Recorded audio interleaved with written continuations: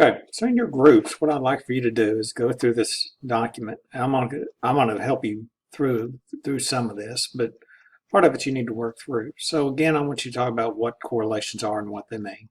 Come up with an example of a positive and negative.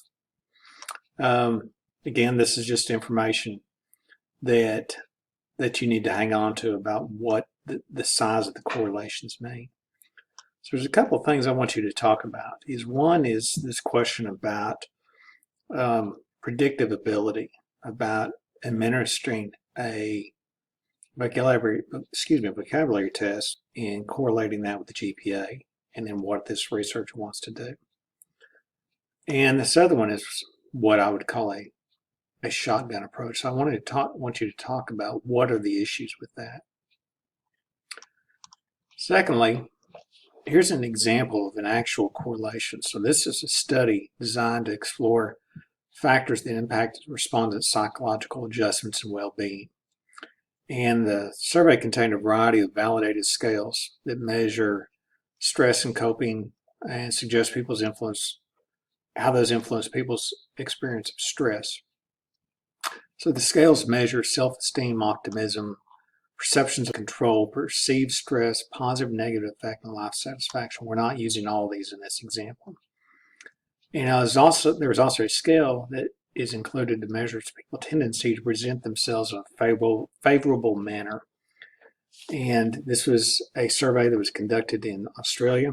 There's 439 participants. And the question is there a relationship between the amount of control people have over their internal states and their level of perceived stress?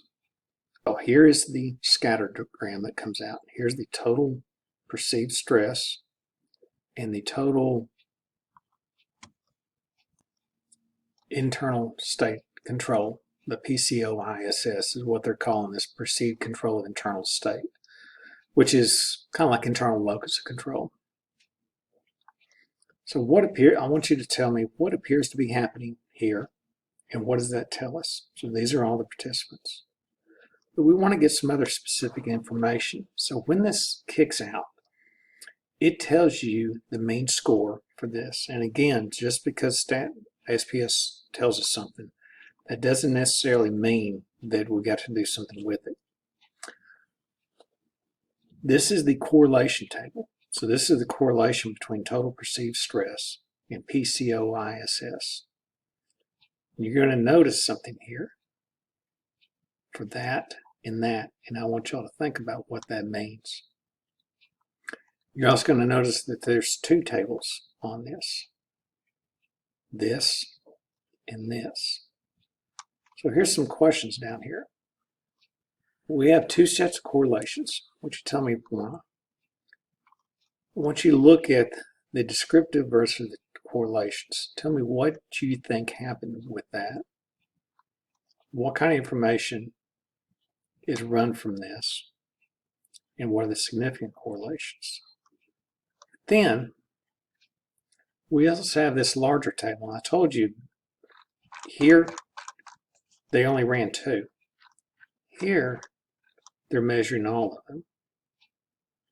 So on this question, what are the significant correlations? I want you to tell me what are the significant correlations out of here. Which ones are significant? Tell me everything that you know about those. And that's all you have to do for this group assignment.